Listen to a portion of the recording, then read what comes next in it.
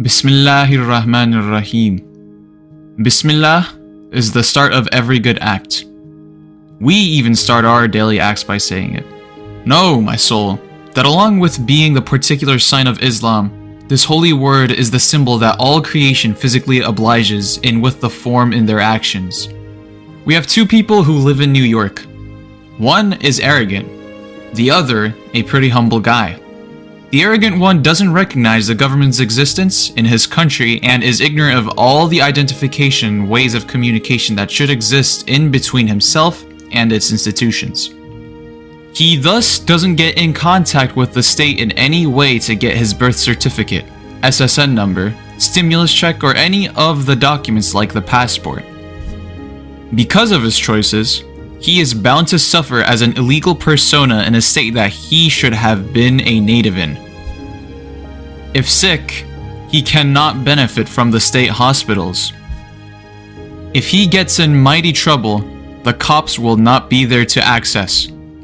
Because of his arrogance and naive nature, he is left to a helpless state of confusion and eventual need.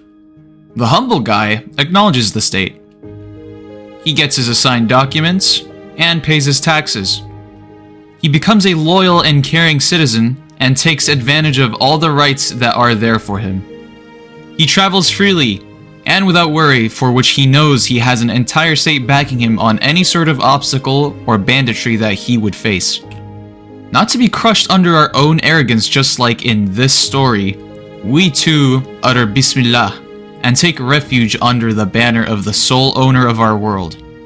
We obey him, so we don't have to sway from side to side like a reactionary beggar in the face of changing world conditions, and so we can stand our ground within the confine of his rules unfazed. Just like how humans establish societal order, with a system of laws which stands at the foundation of the legitimate constitution that they band around. By obeying God, humans can be saved from constant fear and desperation in this world and the next. Bismillah is such a divine word that it directs a human's need and powerlessness to his Lord's compassion. It allows the person to act as an agent or representative of the state and endure against any obstacle with the power of the state's symbol. We had said in the beginning, all creation, in the way of their actions, actually say Bismillah. Is that really true? Let's inspect it further.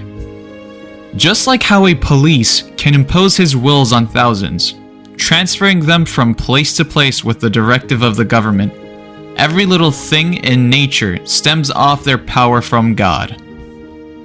The seed underground takes its power from Allah to challenge the tons and tons of soil laying on top of it, and eventually penetrates it with determination, germinating flowers and blooming fruits for us, knowing that this way its mission all along.